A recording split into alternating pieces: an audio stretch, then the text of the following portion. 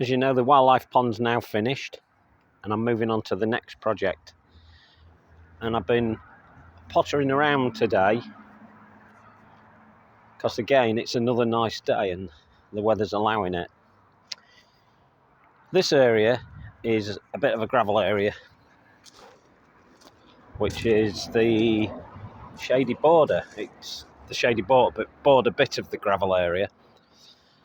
And I built this last year, or most of it, down the bottom end there. If you remember, it was just grass. And for some time now, I've not been happy with a part of it that's bugged me a little bit. So today, I came out here with every intention of just sussing it out, what I wanted to do, but ended up doing a mock-up of what I did want to do. So I'll wait no longer and show you what I'm thinking of doing. So here we go, we've got some more York stone slabs there. They've come from all around the house then. They were already here, I've not bought none of them. We're just going to reuse them and upcycle them. And this was where the seat was, if you remember, these two seats. And, oh, where is it? There it is. The table and another two seats, and that's where they sit, just there. But it's never been right. It's when you sit on it, it's not very comfortable. So I decided I would do something about that. And this is what I'm going to do. Now, it's not going to be easy. These things never are. Always difficult to achieve. And especially these, because they're really heavy slabs. I've picked them up. And I've got a sack barrow that I move them around on. But I've got a lot of digging out, because what's not obvious on this video, and even if I get down like this, it's still not going to be obvious. But that is quite a rise from this particular stone here to the back one. There's about 2 foot. It's got a foot, maybe a foot and a half. Probably exaggerating a little bit. It'll probably turn out to be 6 inches.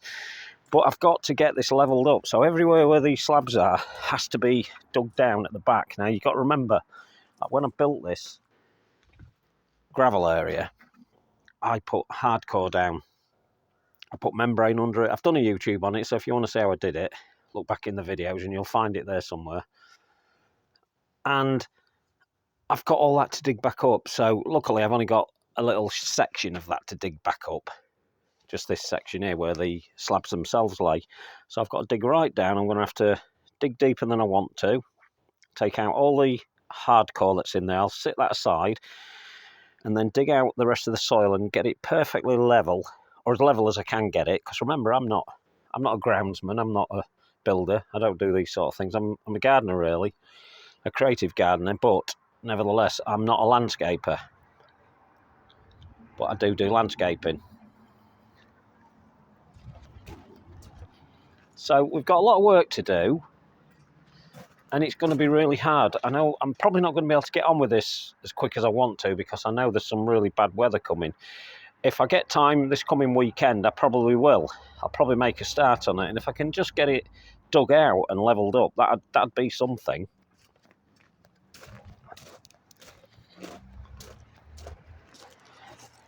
So it's a really nice area, this, and I really do like it. And although we've got this area here where we sit, we still like to sit at the front there. And when the sun comes out, that's where we like sitting in the summer. Well, I don't often get time, if I'm honest. Now, eventually this pergola will contain more roses, and they will clothe all of this, and they will look really nice, and it'll give it a more shaded feel. So there'll be times when we'll want to come in here because it'll be more shaded, and then there'll be times we'll want to sit over there because that'll be more in the sun. So I'm going to do it. Decided it's got to be done. It's hard work. It's not going to be easy, but I'm going to do it nevertheless. No one's going to do it for me. Got some hard lifting to do. I could do with some help with it, but I suspect I'll be on my own.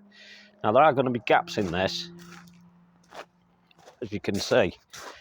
The big gaps. I'm going to try and find some more little slabs if I can. I need some broken bits, really, that'll sit within them, or I might have to just have a jiggle around with all that. And maybe then it'll be fine. Now, if you remember, there was what I called a ribbon going across here. So up till today, that was still there. So 3 of those slabs were actually here, if you remember. If you look back on some of my other videos, you'll see that. Probably be able to demonstrate it better this way. So the ribbon itself went straight across there. So there was 3 slabs there, and they looked good. They did look good, look great. But when you make changes, you have to think about what's already there. So because I'm making the change here, I figured that wouldn't work anymore, and besides that, I needed the 3 slabs because I'm not going to buy any. I refuse to buy any, especially as all these slabs are all over. I keep hoping I'll find 1 or 2 more, but I think I've about exhausted what I've got. And there are some down at the pond, as you know. Down there you can see them, but I refuse to take those. They're spot on for there. The only way I'd take those was if I could find some slabs that would replace them. And what's the point? I might as well use other slabs to do what I need to do here. Now, a little bit of careful jiggery pokery here, and by that I mean if I just move these things around like a puzzle, I might be able to make that look a little bit better. I suspect I'll always have, unless I find some more slabs, wider gaps there than I want, but it wouldn't matter too much because I'm going to sit them on cement, those slabs, and then we will infill with the gravel again. But I'm realistically, I could do with it being about that and not that wide. Little areas like this I'll forgive, because little areas like that I can plant up. I can put a little plant in there, although that wouldn't help on this because we're actually going to be sat on it, so we're probably going to destroy it all the time. So who knows? Who knows? So I'll give that a go. I'll keep you informed how I get on. It's going to look pretty good, I think, with the rest of it. It's all getting there now. You can see a little bit of our landscaping just makes all the difference. It can just change an area in the blink of an eye. And then we shall mess about again with the area itself with the plants. We've got this Pinus mugo here. And that was always intended to stay there, and it is going to stay there. And I want it to grow taller. I've got a slightly smaller one near the van, in front of the van there. And I've kept that smaller by taking out the candles. But I want this one to grow a bit bigger. And by the candles, I've done a video on what candles are. They're the candles, them little white bits there. Look like they've got candle wax dripped on them. Maybe that's why they call it that. But they do grow taller.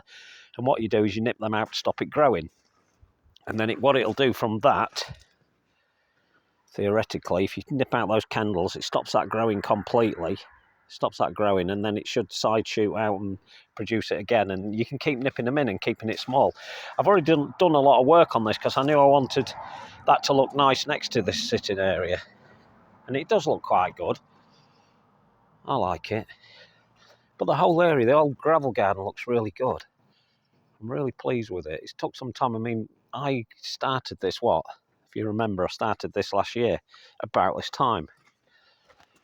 I'd already taken the grass up and then set about showing you how to lay the rest of it. And that's what I've done. And I've been quite happy with it, but I've never been happy with this. This has always griped me. I've always felt it could be better than it is. And the chairs never sit properly when you put them on the gravel. They always cobble over. So we're hoping to remedy that by putting these slabs better. And if the worst comes to the worst and I can't find any more slabs, and what I'll maybe do is cement between them so we've got a solid surface. And maybe a good idea would be to push the stones into the wet cement so that it still remains quite solid but still looks good, because I don't want it to look a pig's ear really, and I don't think it will. I think it'll be all right. But that's looking good. So that's again another part of progression. And this is what I always like doing in gardens. I like to change things. You know, I build a thing, and I've said before, when I build something, I think, well, that's it. But I know it never is. And I come back and have a fresh look at it with a fresh pair of eyes. And sometimes I can see something I didn't see the first time. But I always knew I wanted to do this. But I just never set to doing it. and it is all right. There's another thing that I've been toying with, and I'll just give you a quick show of it, and I'm not actually going to do this. It's another area that we're going to be working on around here, and I'm actually going to use this in the garden itself, but I've got all this kind of stuff, and I'm going to use that in the garden somewhere. So obviously that's just a mock-up, but I don't want it there. It just looks wrong. It's kind of a courtyardy bit that I'm going to be building, but for now I'm going to concentrate all my efforts on this, because before you know it, spring will be here, and then summer, and we'll have nowhere to sit, although I ain't got time to sit, admittedly. So that's looking good. So while we're here, we might as well show you a little bit of this border. This border's going to work a treat with it. There's a little Nyphophia there. Where is it? There. Now, that's called Rufa. If you look it up, it's a beautiful Nyphophia, and I'm really looking forward to that. I've been after it for a number of years, and I finally found it at Beth Chatto's last year. And there is a picture on my Instagram board if you go and have a look at that. It's beautiful. And I quite like Nyphophias because a lot of them are pretty much evergreen, like this one here. Pretty much evergreen, some of them, not all of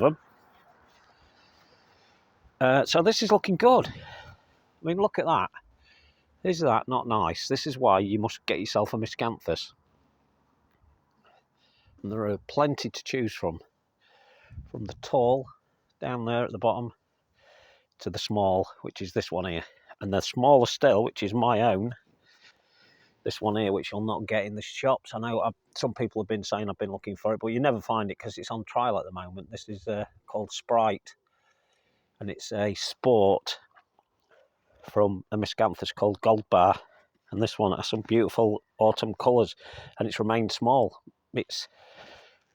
There's my foot, and it's very small with it, not very tall at all, that, and that's really nice. I don't know why I'm showing you that, really, but I just wanted to show you how these things can look. So look at that. You just know that them slabs are going to look fantastic up there, and especially once the chairs are put onto it and it's finished, it's going to look fantastic.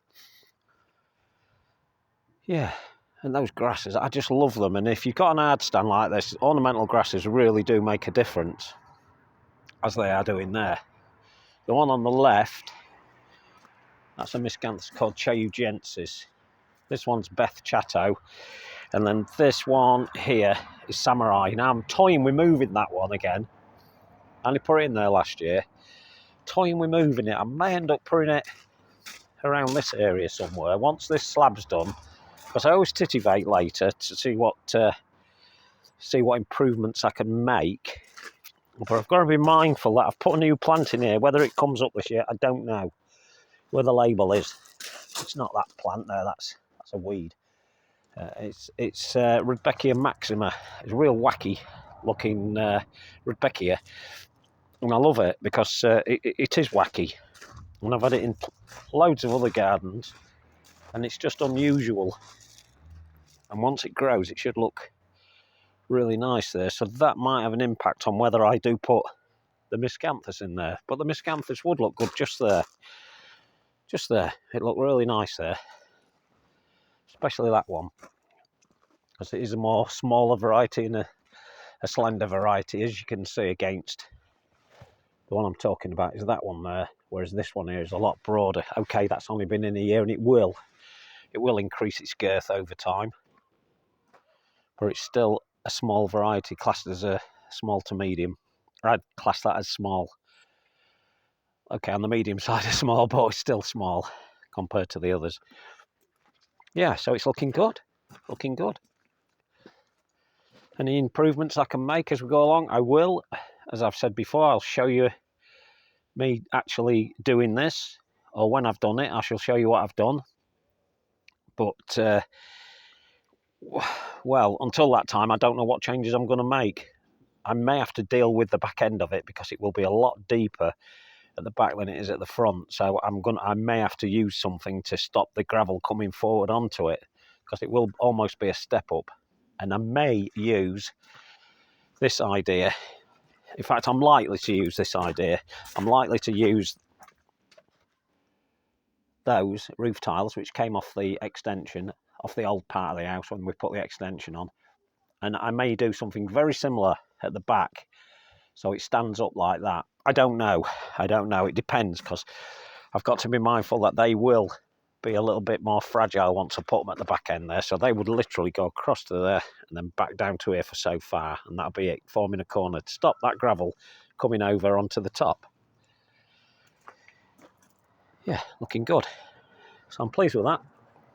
It took a bit of humping around, and I hadn't intended doing that today. But there you go.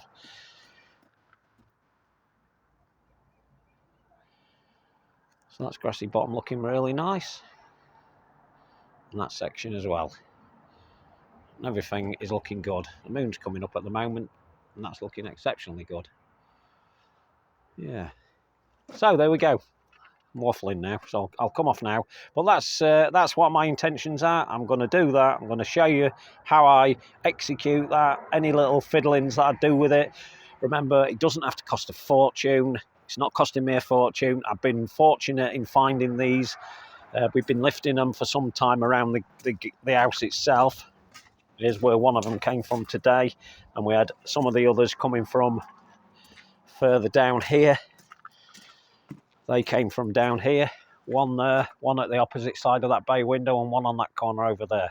We've took them out, so we've reused them because they were wasted there. They were just a plant pot stood on them when we moved here, and it was a waste of time actually leaving them there. So this is a much better use of a York stone. Like I say, I'm fortunate that we do have these little things in here. They are good to find, and I did find some buried away, believe it or not. Can you believe someone would bury something like that? But they do. So there we go. I'll talk to you on the next one. Ta-da.